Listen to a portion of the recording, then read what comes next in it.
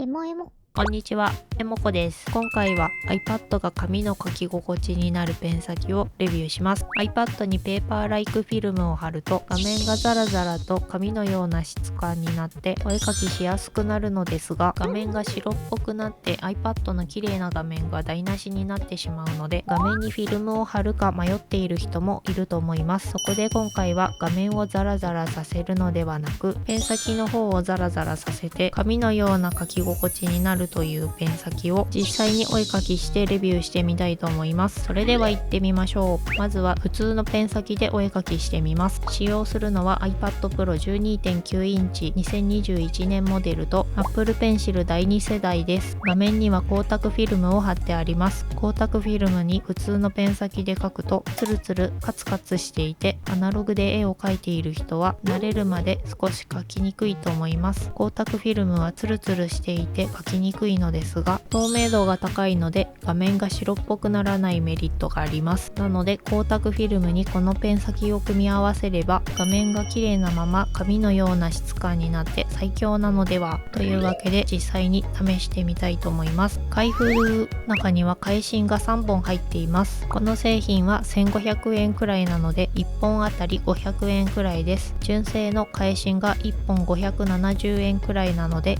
純正よりも少しだけ安いです。ペン先を半時計回りに回すと外れるので、新しいペン先に付け替えます。このペン先はスーパーソフトということで少し柔らかいのかなと思っていたのですが、触った感じは純正とほぼ同じで硬めのプラスチックという感じです。大きさは純正よりもやや細めで、色が赤くて目立つので引いた線が見やすくなりそうです。ペン先は消耗品なので使っていると徐々に削れてしまうのですが、Apple Pencil は中身のセンサーがペン先まで伸びているので、削れたペン先をそのまま使っていると中身のセンサーが露出して画面をガリガリ削って傷つけてしまうので、ペン先が消耗したらちゃんと交換するようにしましょう。取り付けました。それでは実際に書いてみたいと思います。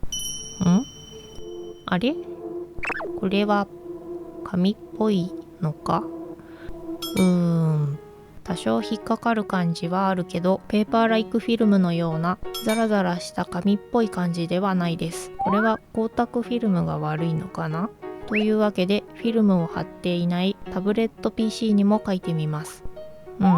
やっぱりフィルムを貼っていなくても紙っぽい感じではないです。ただ普通のペン先よりはツルツルした感じがなくて、滑り止めが効いたゴムのような書き心地です。カツカツツルツルした感じはなくなるので、普通のペン先よりは違和感が少ないと思います。筆圧感知や傾き検知もちゃんと効いていて、ペンを押さえる強さで線の太さや色の濃さが変わります。ペン先がザラザラするということで、光沢フィルムに傷がつかないか心配でしたが、フィルムに傷がつくことはなさそうです。ただしばらくお絵かきしているとゴムでこすったような白っぽい跡がつきます。拭けば取れるので傷ではなさそうですが、普通のペン先だと白い跡がつかないので、多分ペン先が削れているのかな。ペン先の消耗が思ったよりも早いかもしれません。光沢フィルムを貼っているせいかと思って一応フィルムが貼られていないタブレットでも試しましたが、やっぱり白い跡がついていました。あと定規で斜めに直線を引いた時にジッターが発生して線が少しギザギザしてしまいます。普通のペン先だとジッターが発生しないので気になる人もいるかもしれません。試しにペーパーライクフィルムを貼って画面もペン先も両方ザラザラにするとさらに書き心地が良くなるのか実験してみたいと思います。これは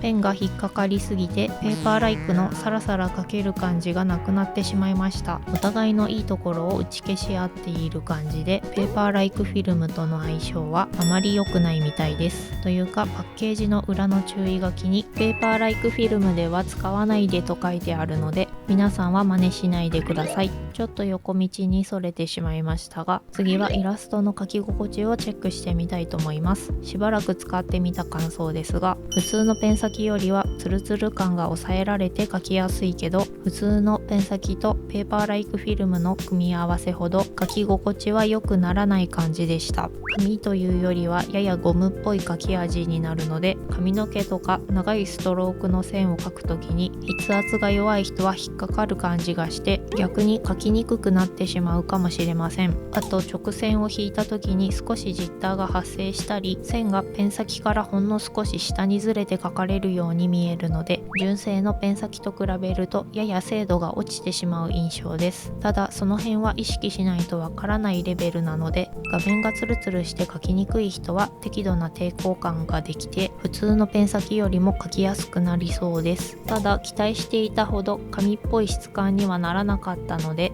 書き心地を重視したい人はペーパーライクフィルムと純正のペン先を使った方がいいかもしれません。この製品が合いそうな人は画面のツルツルが気になるけどペーパーライクフィルムを貼って画面が白くなるのは嫌で筆圧が強めな人という感じだと思います。この製品を今後も使うかどうかですが、私は書き心地を少しでも良くしたいので画面が白いのを我慢してペーパーライクフィルムと普通のペン先を使おうと思います。このペン先でも見ての通り普通にお絵描きに使えるのですが、私の場合は先にペーパーライクフィルムの書き心地の良さを体験してしまっていたので、どうしてもそちらと比べてしまって私の好みには少し合わなかったです。ただ普通のペン先よりは書き心地が良くなっていると思うので、ペーパーライクフィルムを使わない人で長めのストロークの線を描かない、文字を書くのがメインの人は普通に使えるかなと思います。よかったら参考にしてみてください。先日